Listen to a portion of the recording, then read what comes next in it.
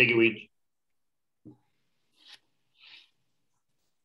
Hello, everyone. Welcome to your post-race press conference. We are back after a 2-weekend break. Lucas Oil Pro Motocross Round 8, the Circle K Unadilla National, all sanctioned by AMA Pro Racing.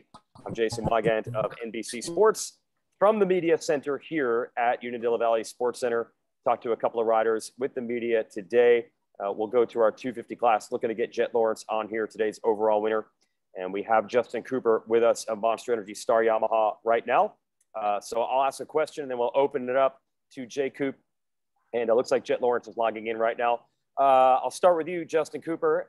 Tale of two motos, one of the best motos we've seen out of you in a long time, or maybe ever, in that first moto. And then it looked that way in Moto 2 for a while, and then it went away. So take us through the difference between Moto 1 and Moto 2 for you, Justin.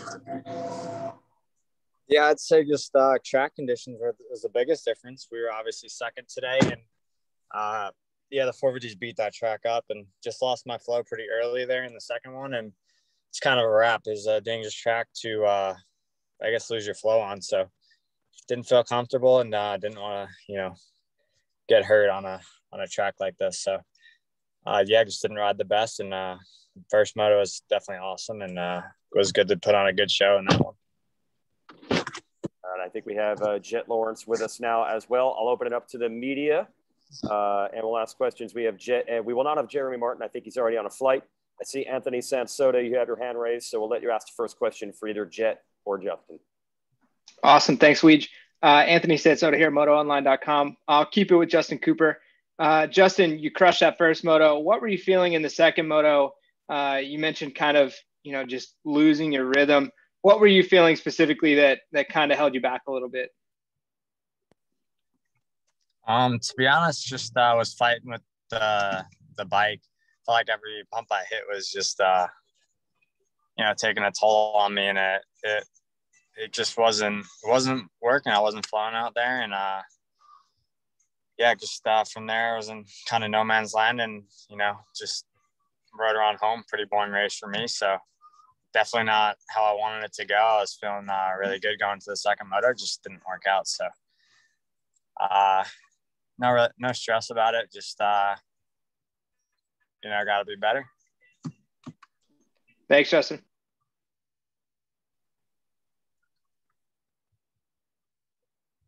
Next up, we'll go to Nick from Moto Limited. Nick, go ahead. Thanks, Weege. Let's go back to Justin Cooper. Justin, mentioning how rough the track was just then, do you think that contributes to, this is another race where you guys have gone after the 450 mains? Like, is that something that you guys don't really like? You like having the smoother track before the 450s?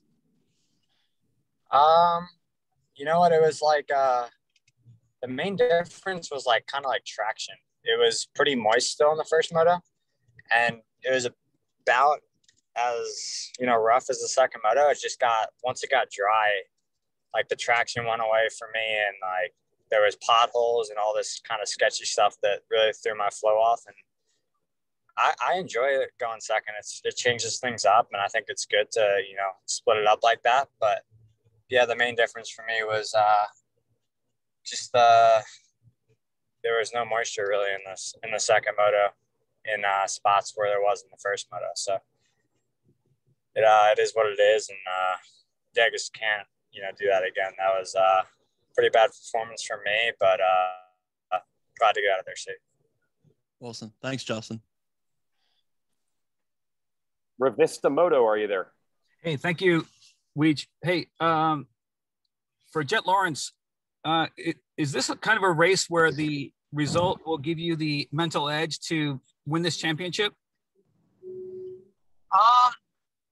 No, not really. I mean, it's obviously nice, but I think it's a champion thinks always about the end goal, and I just came in feeling pretty good because I really like this track. It's more of a European track with all the ruts and that, but no, I don't think this has changed much of my mental. I'm still gonna try my hardest and make sure I have a run for the championship, and even if I don't win it, I'm gonna try and make either Cooper's life hell on the track, but no, it doesn't change much, to be honest.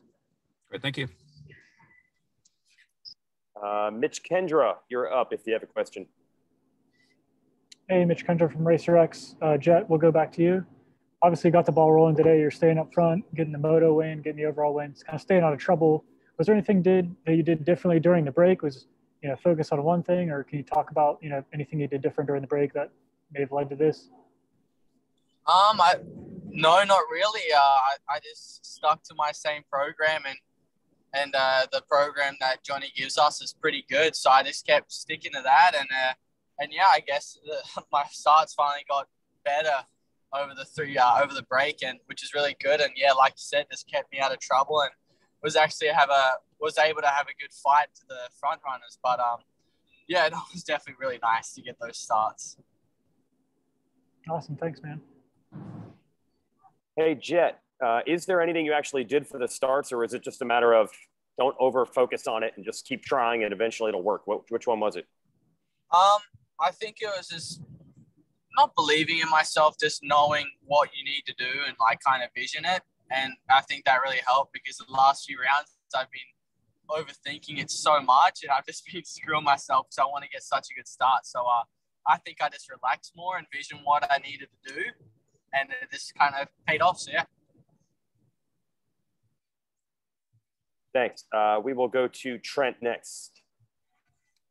Yeah, thanks, Weech. Trent, Moto Limited show. I'll stick with Jet. Jet, first moto, I mean, wasn't terrible, but, Cooper straight up beat you in that one. The second one, you come out and, basically turned it up another level. And at the end there, beat Justin by a minute. Was there anything you changed in between that, or just that track being that rough, you started feeling more comfortable? Yeah, I think, that first moto, Justin rode really well, to be honest. And I had some different lines, and he had his lines sorted from like the very first lap, and he stuck with them every lap. And I think he just got a better and better flow throughout the race. And I had some different lines trying to see which line could be faster or not. And those lines ended up blowing out. So I was trying to find some other lines without trying to follow. And Justin just got away. And once you get that bit of a gap, it's really hard to try and close that in because we're all so close in speed. And then the second one, I just had really good lines that I was able to stick to, and because it was a little drier, the ruts stayed a lot more. And I just felt really good in that second one, and I felt really strong. So it kind of worked out in my favor. So yeah.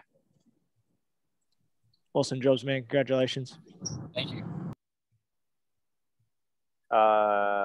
Anthony Sansota, go ahead. Thanks, Weege. Stick back to Justin Cooper here. Justin, how was the break for you? Was there anything specific that you worked on during the break? And how are you feeling going into these last 4 rounds? For the break, I took a little bit of time off from riding, just refresh the body a little bit, and really didn't work on too much. I think we're in a good spot, and we have been all season. So we have these last 5 rounds in a row. So just, coming into it mentally and physically prepared, and just, doing our best every time out. That's all we can do. So I think we had a good day, and, really looking forward to this stretch run.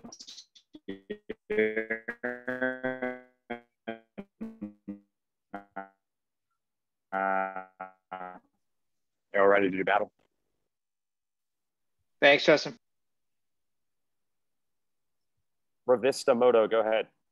Hey, thank you, Weege. Hey, Jet, can you talk about what you do when you're off moto, when you have a break like the last 2 weeks? What do you do when you're not riding or racing? Do you take time off? Do you do something that's not moto related, that's completely, fun? Or is it all focused on your body, you're recuperating, you're getting yourself tested and ready for the next race? My break was actually pretty busy. I went back to Cali. We did a Alpine Star launch, did some testing again to try and just critique little things and try and get that bit more. And then the second week I went back to Portland and then did the 2022 bike launch and rode 2 days there, and then ended up going back home on the Thursday and trained again. So I didn't get much time off, but I played some golf with my brother, my manager, and Jeremy Malat from Red Bull for my brother's birthday, kind of did that and played a little bit in Portland also. So I did a little bit of golfing there, but it was I get paid to win, so I'm definitely gonna keep training and through that break and make sure I can come to the race and know that I did the work. So yeah. Thank you. We will go to Nick next. Thanks, Wedge. Nick Still Moto Limited Show. Let's keep it with Jet. Jet, this year we're going to a lot of race tracks that it's sort of your first time there. You know, you haven't been able to go in previous years. You haven't got settings for the motorcycle compared to your other competitors. How is that for you, you know, seeing that track the day before for the first time and going out there and putting it together where in years previous, a lot of your competitors have raced on the track before? Well, actually, in 2019, I raced Unadilla, Budds Creek, and Ironman. And obviously, Palu, I know. And I did some amateur races at Hangtown. So all these tracks are pretty familiar, to be honest. There's not really much setting changes that we have to drastically change it all. So I'm looking forward to these next few races. Budds Creek's a really sick track, so I'm excited to go there. So yeah. Awesome. Thanks, mate. Hey, Jet, I have a question for you. With the last couple rounds not working out probably the way you wanted, you hadn't won an overall since the opener. Were you getting down on confidence or down overall mentally at all, or did you feel like eventually things would work back out your way? Obviously I didn't think I was getting down. I was just kind of getting more so frustrated in myself because I know I'm supposed to be up there with those guys and I just wasn't giving myself the best opportunity. So I was more so just disappointed in myself, but I try and stick to my program that Johnny gives me, and I know he's done it, been through it many times with Ricky Carmichael with winning his championship. So I just stick to that and make sure I keep doing that every day, and that even that just kind of builds my confidence because I know I'm putting the work in. That's good. Okay. Anthony Sansona, go ahead. Thanks, Weege. I'll kick it. I'll stay with Jet here. Jet, you had a chance to ride a CR500. You mentioned that Alpine Stars press conference, or not press conference, but the press release that you guys did. What was that experience like for you? Obviously, that's a step back in time. And can you imagine racing one of those things today? All I can say really is that I am very thankful for the technology and all the mechanics and that stuff nowadays, because that thing, I was scared when I first hopped on that thing. That thing rattled my brains out. So, but no, that thing was really cool to ride, to go back there. I'm pretty sure Johnny raced them, so it was really sick to kind of get a feeling of how they raced that back in the day. So whoever raced those back in the day, you guys are crazy, man. That thing's wild. Yeah, cool. Thanks, Jet. No problem. Trent from Moto Limited, you still have your hand up. Go ahead. We'll probably go a couple more minutes here for our 250s. Go ahead, Trent. Yeah, thanks, Weege. We'll go to Justin Cooper. Justin, the team made the switch, obviously, during the break, moving to the goat farm, and you were making your transition over there. How are you settling in, being over on the East Coast now and training now the goat farm? Yeah, it's super cool. I've been stuck on the West Coast ever since I turned pro. Last 3 years out of there, whether it's been Supercross East Coast or the full outdoor series. So it's really cool to get back to where I'm from on the East Coast, and it's kind of easier to see the family and just more natural for me, because I feel like there's at least for outdoors, there's better tracks, there's better dirt and all that kind of stuff. So it's good because I think we'll be able to transition back and forth from California and Florida now. So we'll have kind of options to do, and it's just a breath of fresh air at the end of the day. And it's nothing. It's always good to have a change, I feel. So yeah, definitely excited to make the full move. It's been going good there. Awesome. Hey, Justin, thanks. I just want to ask Justin about the time zones. When you're coming from the West Coast and you have to be at the track 6:30, 7 in the morning Eastern time, what is that like compared to now being on Florida time? Dude, that's like the most important part, I feel. And I flew right from California to this race, Unadilla. It was an all-day thing. It was like a 13-hour day for me. And yeah, I got in Thursday night, and it's just so hard that 3 hours really takes a toll on you. And I feel like it makes more fatigue and all that. So going back to it, yeah, that is a good point. Traveling west to east every weekend, like if I were to go back, this is what I used to do. Like last year, I would go from California back to the East Coast race and then right back to California, like over and over. You have like 2 days in California and you waste so many days that could be productive, but you're so tired from all the traveling. So that's just one negative about it. And then the time zone is a whole nother thing. Like you're not used to it. And, it makes the day a lot harder. You're very tired. Makes sense. Mitch Kendra, one more question from you. We're at 8:20. So if you got anything, go ahead. Yeah, I'll stay with Justin here real quick. You kind of mentioned a little bit earlier about thinking bigger picture and like not wanting to push it too far, like when you don't have to. Did that crash at Washougal kind of like wake you up, or I guess like open your eyes, like, hey, maybe you don't have to push it all the time? Is like, do you feel like that you have that like mentality of like, hey, when it's not going through like the way it should be, like don't just like back it down? You think that like helps you bigger picture? Like, is that crash like going through your head, or like what's, talk about that a little bit?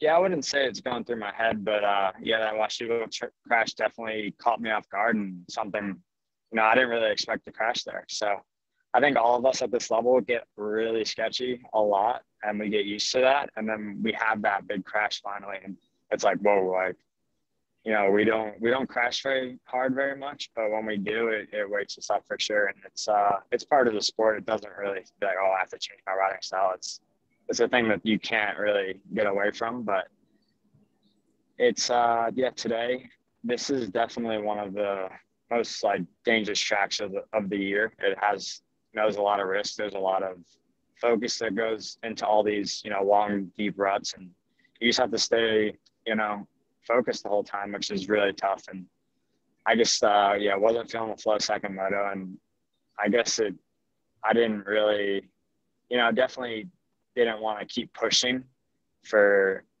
to be in that battle. I just felt like they got away pretty quick, and, I'd really have to get out of my comfort zone to get back up in there. So yeah, it wasn't worth it to me. And, this track can claim you pretty fast. So that's, I guess that's the best explanation I got for that question. And I was going to say, just real quick, like, what's it like when obviously you want to win, you want to get as best result as you can, but is it tough for you mentally when you have to back it down, you start to back it down, and like people start to gap you or somebody starts to come up close to you? Like, what's that like? I guess, how do you keep your composure and not like back it down too far? And, is that a tough process? What's that like? Oh yeah, for sure. Like in that second moto, those 3 guys went by me all in a matter of like probably like a lap, and it flustered me, and I had just some bad laps from there, and it really started to lose my flow from there.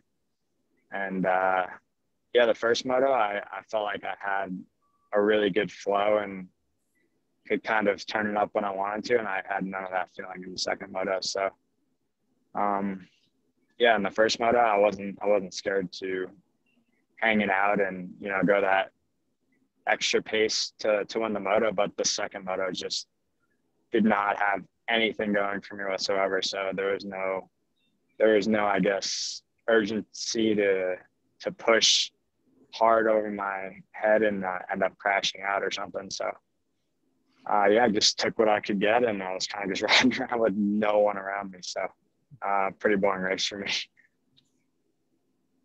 Awesome. Cool. Thanks. Good answer. All right, I think that's going to do it for our 250 riders. Thank you to Justin Cooper. Thank you to Jet Lawrence. We will see them next week at Budds Creek in Maryland. Our 450 press conference is scheduled for 8:30, so we'll just hang out here for 7 minutes, and we'll welcome in our 450 riders.